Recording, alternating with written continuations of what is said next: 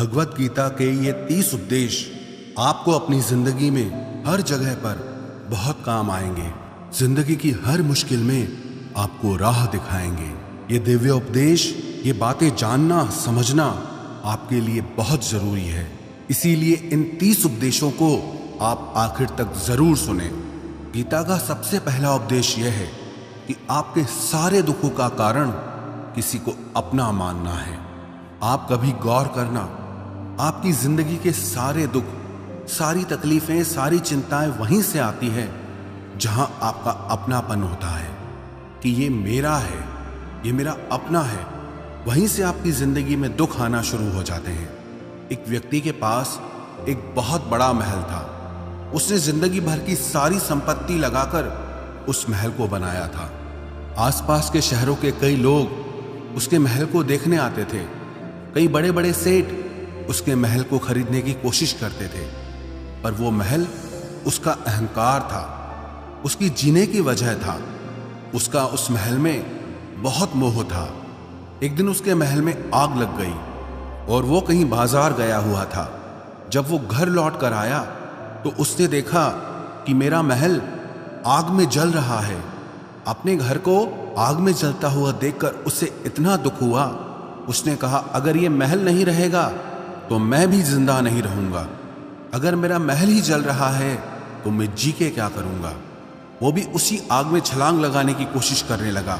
तो किसी ने उसे रोक लिया कि भाई, ये जो तुम्हारा महल है, इस महल का सौदा कल तुम्हारे बेटे ने किसी के साथ कर लिया है। जब उसे पता चला कि ये महल अब मेरा नहीं रहा, किसी और का हो चुका है, तो उसकी सारी चिंता खत्म हो गई। जैसे और लोग उस जलते हुए महल को देखकर तमाशा देख रहे थे, वैसे ये भी खड़ा हो गया। इतनी ही देर में उसका बेटा आया। वो अपने बेटे को देखकर बहुत प्रसन्न हुआ। उसे आशीर्वाद देने लगा कि तेरे जैसा बेटा तो बहुत भाग्यों से मिलता है। तूने तो मेरी जिंदगी बचा ली। आज इस घर में आग लगी है और तूने कल ही इसका सौदा कर दिया। वो अपने पिताजी से कहने लगा कि पिताजी, मैं इस महल के सौदे के लिए बात तो करने गया था, पर सौदा अभी पक्का हुआ नहीं है। जब उसके पिता ने यह सुना कि अभी इस महल का सौदा हुआ नहीं है, तो वो फिर फूट फूट के रोने लगा। फिर अपनी छाती पीटने लगा। महल वही है, इंसान वही है, लेकिन जब महल मेरा है तब वो दुख भी देता है, खुशी भी देता है। लेकिन जब वो मेरा नहीं है, उससे मेरा कोई रिश्ता नहीं है, तो सारे दुख ही खत्म हो जाते हैं। ऐसे ही जिंदगी में जब किसी जगह को, किसी इंसान को, किसी रिश्ते को, किसी काम को हम अपना मान लेते हैं, मेरा मान लेते हैं, तो वहीं से ही सारे दुखों की शुरुआत होती है, वहीं से हर तकलीफ की शुरुआत होती है। तो श्रीमद् भगवत गीता का पहला उपदेश यही है कि आप जैसे ही किसी को अपनी जिंदगी जीने की वजह मान लेते हो कि इसके बिना तो मैं जी ही नहीं सकता, तो वो चीज, वो इंसान, वो काम आपको बहुत दुख देता है। गीता का दूसरा उपदेश यह है कि अवश्यमेव भोक्तव्यम कृतम कर्म शुभाशुभम, कि आपने कोई भी कर्म किया हो उसका फल आपको जरूर भोगना पड़ेगा। अगर आपने अच्छे कर्म किए हैं तो जाने अनजाने किसी मुश्किल वक्त में आपको वो आपके अच्छे कर्म उस मुश्किल वक्त से बचा लेंगे। अगर आपने गलत कर्म किए हैं, पाप किया है, तो उसकी सजा भी आपको जरूर मिलेगी। वो इंसान कितना ही छुप कर कर्म करे, चाहे वो कितना ही चालाकी से कर्म करे, लेकिन कहते हैं कि उस परमात्मा के, ईश्वर के चारों तरफ कैमरे लगे हुए हैं। हमारे एक एक कर्म पर वो प्रकृति, वो परमात्मा अपनी दृष्टि बनाए रखते हैं। हमारे एक एक कर्म का हिसाब होता है। एक गांव में 2 मित्र रहते थे। उन दोनों ने विचार किया कि इस गांव में हम धन नहीं कमा पा रहे। वो दोनों धन कमाने के लिए शहर में चले गए। कुछ वर्ष वहां रहकर उन्होंने काफी धन कमाया। फिर सोचा कि अब हम अपने घर वापस चलते हैं। पर्याप्त मात्रा में हमने धन कमा लिया है। उस समय पे यातायात की इतनी सुविधाएं नहीं होती थी। वो अपने बैलों पर ही यात्रा कर रहे थे। चलते चलते मार्ग में रात हो गई, तो उन्होंने विचार किया, आज रात हम यहीं विश्राम करते हैं। एक मित्र ने कहा कि मैं यहाँ पर रहकर धन की रक्षा करता हूँ, तुम बाजार जाकर भोजन की व्यवस्था कर लो। जब वो मित्र बाजार गया तो उसके मन में पाप आ गया। उसने कहा, इतना पैसा हमने कमाया है, अगर मैं इसको यहीं जंगल में मार दूं तो सारा पैसा मेरा हो जाएगा, नहीं तो मुझे इसका आधा धन इसको देना पड़ेगा। मन में ये खोट आने पर उसने अपने मित्र के खाने में जहर मिला दिया, और जब वो खाना लेकर के अपने मित्र के पास गया, उसका मित्र वो जहर वाला खाना खाकर वहीं पर उसकी मृत्यु हो गई। वो व्यक्ति सारा धन लेकर के अपने घर वापस आ गया। फिर उसके घर में एक पुत्र ने जन्म लिया। जब उसका बेटा पैदा हुआ तो वो बहुत बीमार रहता था। उसने अपने जीवन में जो कुछ भी धन कमाया था, उसका वो सारा धन अपने बेटे के इलाज में ही खत्म हो गया। बेटा बड़ा होता गया और उसका धन नष्ट होता गया। जब उसका बेटा थोड़ा बड़ा हो गया तो उसके पिता ने पूछा कि बेटा, तू इतना बीमार क्यों रहता है, तू ठीक क्यों नहीं होता? मैंने अपनी जिंदगी का सब कुछ तुझ पे लगा दिया, पर फिर भी तेरी तबीयत ठीक नहीं रहती। तो उसके बेटे ने बोला, कौन सा बेटा और कौन सा पिता? मैं तेरा वही मित्र हूं जिसको तूने जंगल में जहर दे के मार दिया था, लेकिन मैं अपना वही हिसाब पूरा करने के लिए तेरे पुत्र के रूप में तेरे घर में आया हूं। अब मेरा तेरा हिसाब बराबर और मेरा जीवन अब यही समाप्त होता है। तो गीता का उपदेश हमें यही सिखाता है, कोई अपने आप को कितना भी चालबाज समझता हो, होशियार समझता हो, लेकिन अगर उसने गलत कर्म किया है, चाहे आज नहीं तो कल उसे उसका फल भोगना ही पड़ेगा। कोई भी व्यक्ति अपने किए हुए कर्म से बिना उसको भोगे कभी छूट नहीं सकता। गीता का तीसरा उपदेश यह है कि आज में जियो, कल की चिंता करना छोड़ दो। जो भी व्यक्ति अपने बीते हुए कल या अपने आने वाले कल में खोया रहता है, वो जिंदगी में कभी खुश नहीं रह सकता। आपको जिंदगी में खुशी सिर्फ और सिर्फ तब मिल सकती है जब आप वर्तमान में जी सके, आज के आनंद को जी सके।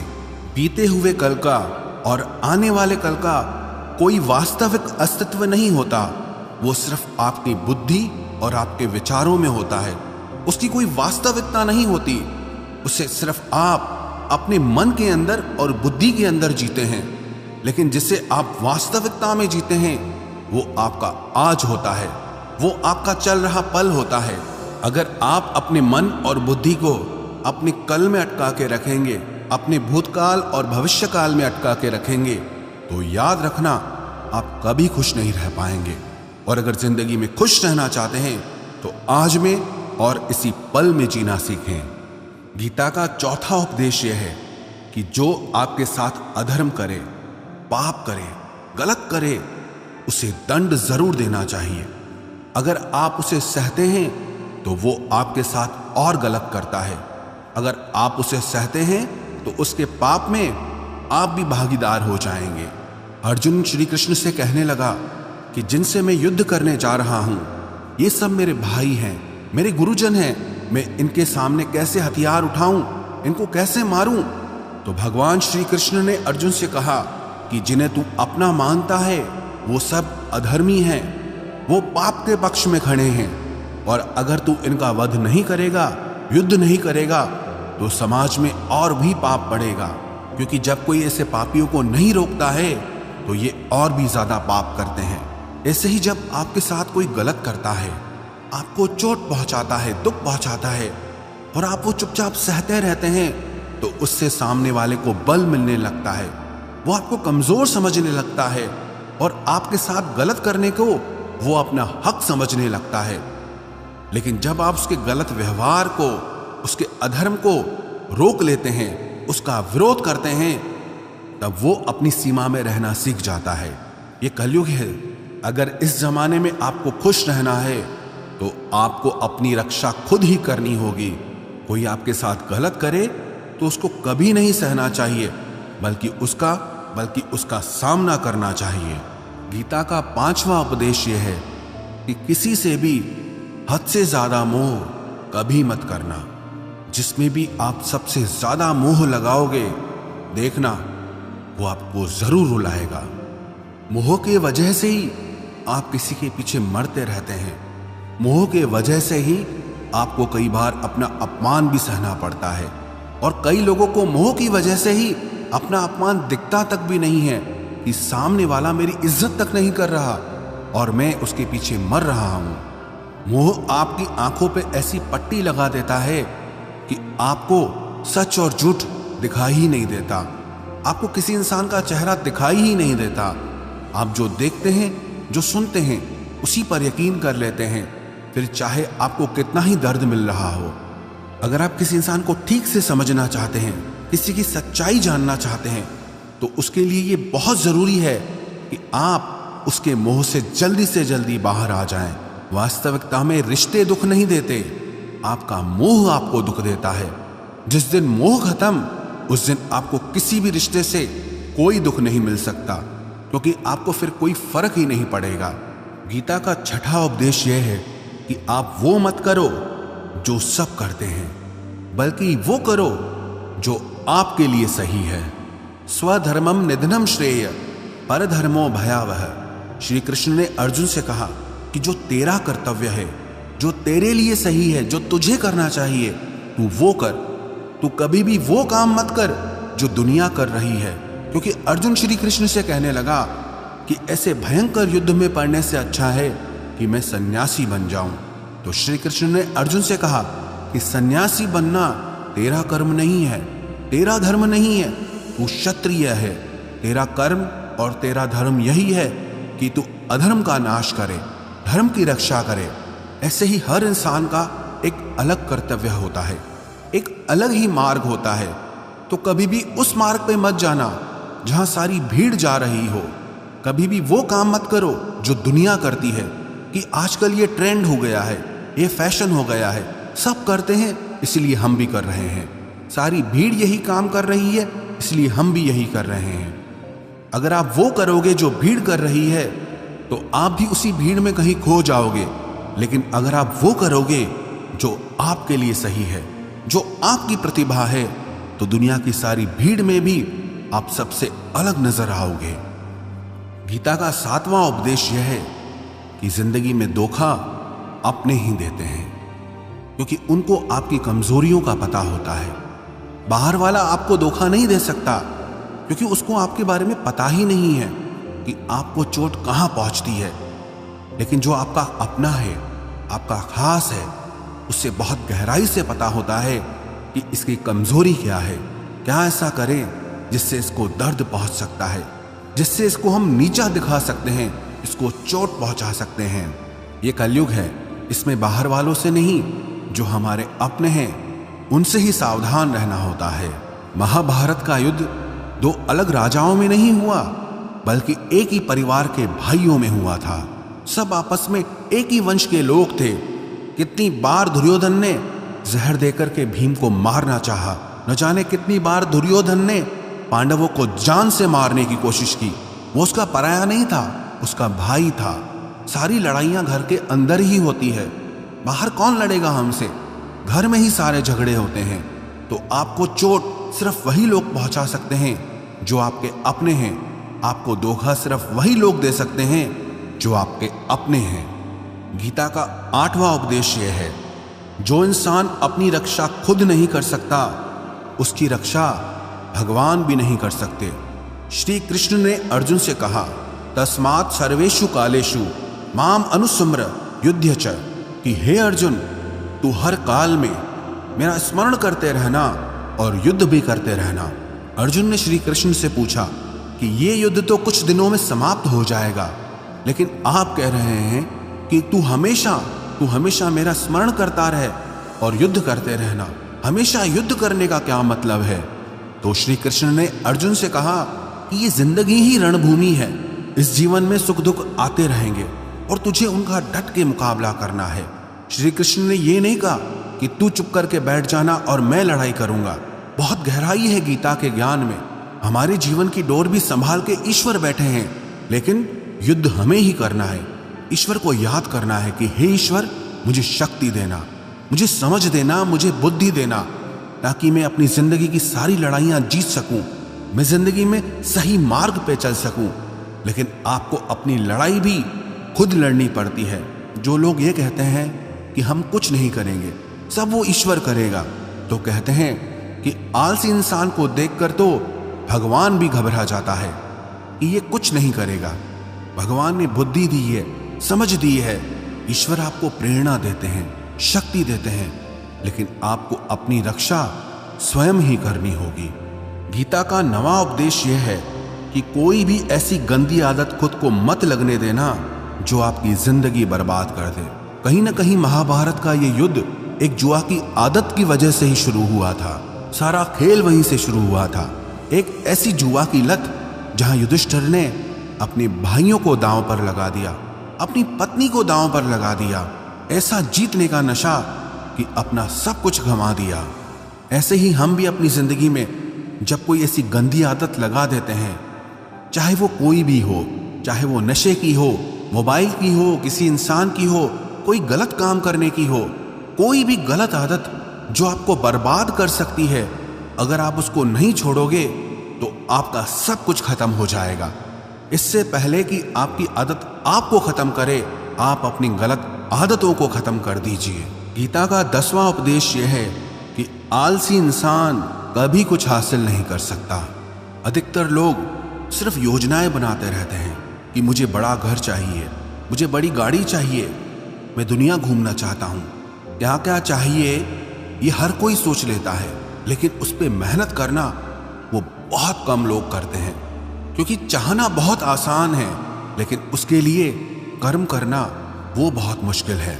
एक अच्छा फिट शरीर हर कोई चाहता है, लेकिन उसके लिए व्यायाम करना, एक्सरसाइज करना वो आपको ही करना होगा।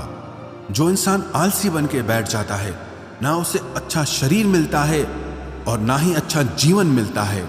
तो जिंदगी में अगर कुछ पाना चाहते हो ना, आलस्य को अपनी जिंदगी से जरूर दूर कर देना। आलस के चलते आपको कुछ मिलने वाला तो नहीं, लेकिन जो आपके पास है आप वो भी गंवा दोगे।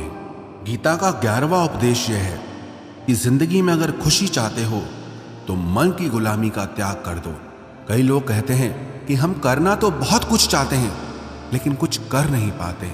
पता भी सब कुछ है कि क्या करने से हमारी जिंदगी बेहतर हो सकती है, क्या चीज है जो हमको नुकसान पहुंचा रही है, लेकिन फिर भी कुछ कर नहीं पाते। समझते सब कुछ हैं, लेकिन समझ कर भी, चाह कर भी कुछ कर नहीं पाते।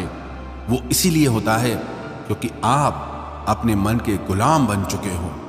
अरे लोग तो अपनी जीभ का स्वाद तक नहीं छोड़ पाते, फिर कहते हैं कि हम पतले नहीं हो पाते हैं, फिट नहीं हो पाते हैं, सक्सेस नहीं मिल रही है। क्योंकि जो आपको करना चाहिए आप वो करते नहीं हैं। आपका मन सब कुछ समझ कर भी आपको वो करने नहीं देता। इसलिए जिंदगी में अगर आगे बढ़ना है, मन से चलना छोड़ दो। जो आपके लिए सही है वो आपको करना ही पड़ेगा।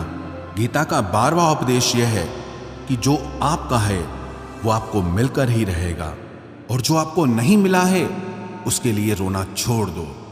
आप जिसके लिए जितना रोओगे वो चीज आपसे उतना दूर जाएगी, और जो चीज सच में आपकी है वो कहीं ना कहीं से आपके पास जरूर पहुंच जाएगी। इसलिए जो आपको जिंदगी में हासिल नहीं हो रहा या हासिल नहीं हुआ, उसका पछतावा करना, उसके लिए रोना आप बिल्कुल बंद कर दो। गीता का 13वां उपदेश यह है कि आप संसार से जितना प्रेम लगाओगे उतना ही जीवन में दुख और पीड़ा का अनुभव करोगे। गीता का 14वां उपदेश यह है कि जिस इंसान को बात बात पर क्रोध आता है, सुख और शांति उसके जीवन में कभी नहीं आ सकते। क्योंकि जो इंसान बहुत ज्यादा क्रोधी होता है ना, उसके सारे मित्र उसे छोड़कर चले जाते हैं। वो मन में भी कुढ़ता रहता है, वो अपने मन में भी दर्द में ही जीता है, तकलीफ में ही जीता है।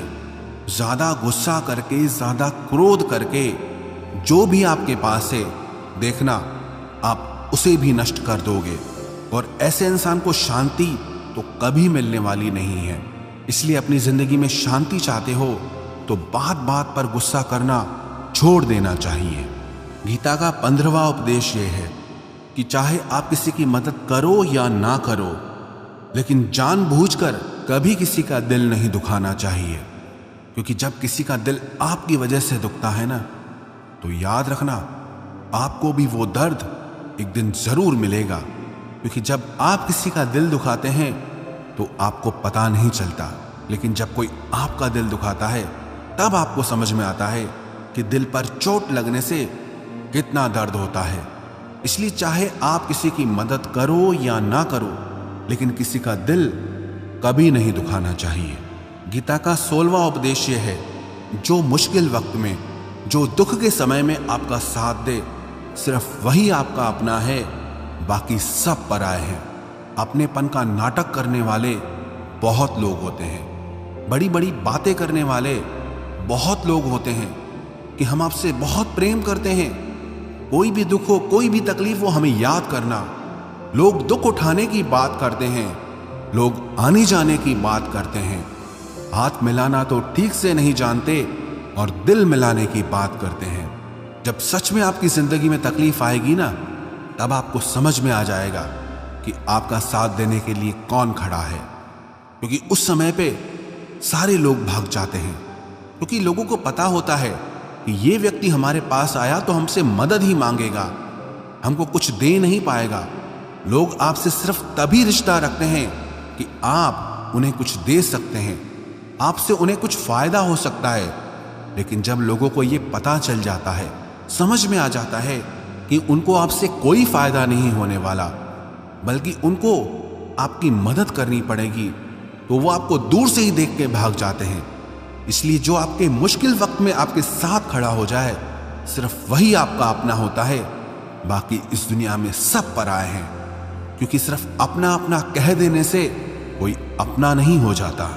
गीता का 17वां उपदेश यह है कि जो कुछ भी होता है अच्छे के लिए होता है, जो हो रहा है वो भी अच्छे के लिए हो रहा है, और जो आने वाले भविष्य में होगा वो भी अच्छे के लिए होगा। हालांकि ये बहुत गहरी बात है। कुछ चीजें जिंदगी में ऐसी होती हैं जो हमें लगता है कि मेरे साथ ही ऐसा क्यों हुआ, मेरे साथ ही होना था ये सब। लेकिन जब वो वक्त गुजर जाता है, एक दिन हमको समझ आता है कि अगर हमारे साथ ये सब नहीं होता तो आज हम इस मुकाम पर नहीं होते। अगर मेरे साथ ये सब नहीं होता तो शायद हमारी जिंदगी और भी बर्बाद हो सकती थी। इसलिए अगर हमको ये समझ में आ जाए कि जिंदगी में जो कुछ भी हो रहा है वो सब अच्छे के लिए हो रहा है, तो हम जीवन में हमेशा खुश रहेंगे। गीता का 18वां उपदेश यह है कि हर काम को समझदारी से करना ही योग होता है। योगः कर्मसु कौशलम। कई लोग काम तो करते हैं लेकिन उन्हें हासिल कुछ नहीं होता। बहुत लोग कहते हैं कि हम बहुत मेहनत करते हैं, तब भी जिंदगी में सफलता हासिल नहीं हो रही। बहुत कुछ करने से, बहुत मेहनत करने से आपको सफलता नहीं मिलेगी, लेकिन सही तरीके से, समझ के साथ काम करने से आपको जिंदगी में सफलता जरूर मिलेगी। गीता का 19वां उपदेश यह है कि कभी भी किसी भी चीज की अति नहीं करनी चाहिए। कोई भी चीज हद से ज्यादा मत करना। किसी से प्रेम भी हद से ज्यादा मत करना। किसी से नफरत भी हद से ज्यादा मत करना। हद से ज्यादा मीठा भी खराब, हद से ज्यादा कड़वा भी खराब। हद से ज्यादा आराम भी आपको बीमार कर देगा, हद से ज्यादा खाना भी आपको बीमार कर देगा। हद से ज्यादा भूखा रहना भी आपको नुकसान पहुंचाएगा, और हद से ज्यादा जागना भी आपको बहुत नुकसान पहुंचाएगा। तो जीवन को संतुलन के साथ जीना चाहिए। जैसे ही आप संतुलन खो देते हैं, वैसे ही आपके जीवन में दुर्घटना हो जाती है। गीता का 20वां उपदेश यह है कि जिसे आप सबसे ज्यादा महत्व दोगे, वो आपको कभी महत्व नहीं देगा। आपने कभी गौर किया कि आपका अपमान कौन लोग करते हैं? आपका अपमान सिर्फ वही लोग करते हैं जिसे आप सबसे ज्यादा महत्व देते हैं। दूसरों की इज्जत करना अच्छी बात है, पर दूसरों की अगर बहुत ज्यादा इज्जत करोगे तो उनकी नजर में आपकी ही इज्जत खत्म हो जाती है। इसीलिए किसी को भी कभी भी अपना सब कुछ नहीं बनाना चाहिए कि तुम ही मेरे सब कुछ हो। जैसे ही आप किसी को सब कुछ बना लेते हैं अपना, तो आप उसके लिए कुछ भी नहीं रह जाते। इसलिए लोगों को इज्जत उतनी ही देनी चाहिए जितना वो हजम कर सकें। हद से ज्यादा इज्जत देना आपकी ही बेइज्जती करवा सकता है। गीता का 22वां उपदेश यह है कि किसी पर भी आंख बंद करके भरोसा मत करना। जैसे महाभारत की कथा में दुर्योधन ने कितनी बार षड्यंत्र करके पांडवों को मारने की कोशिश की, आग में जलाने की कोशिश की, और वो धर्म पे चलने वाले लोग बार बार उसकी बातों में आ जाते थे। ये बात और है कि ईश्वर उनकी रक्षा कर रहे थे, पर जिसे वो अपना भाई समझ रहे थे, जिसे वो अपना सगा समझ रहे थे, जिस पे वो भरोसा कर रहे थे, वही उनकी मृत्यु करवाना चाहता था। इसीलिए भरोसा करते समय अपनी आंखें जरूर खुली रखना। गीता का 23वां उपदेश है, जिसके साथ सत्य और ईश्वर की शक्ति है, चाहे सारी दुनिया उसके खिलाफ हो जाए, लेकिन अंत में जीत उसी की होती है। श्रीमद् भगवत गीता में 18 अध्याय हैं, 700 श्लोक हैं। गीता का आखिरी श्लोक है, यत्र योगेश्वरः कृष्णो यत्र पार्थो धनुर्धरः तत्र श्रीर विजयोर्भूतिर ध्रुवानी तिर्मतिर्मम। धृतराष्ट्र बार बार संजय से पूछता था कि बताओ युद्ध में कौन जीत रहा है, कौन हार रहा है, क्योंकि उसे विश्वास था कि महापराक्रमी भीष्म पितामह मेरे पक्ष में है, गुरु द्रोणाचार्य वो मेरे पक्ष में है, कर्ण मेरे पक्ष में है, तो हमें कौन हरा सकता है। लेकिन संजय ने धृतराष्ट्र से कहा कि जहां पर ईश्वर है, जहां पर सत्य है, हमेशा वही जीतता है। चाहे आपके पास कितनी भी शक्ति क्यों ना हो, लेकिन सत्य और ईश्वर जिसके साथ खड़े हो जाएं, उसे दुनिया में कोई भी नहीं हरा सकता।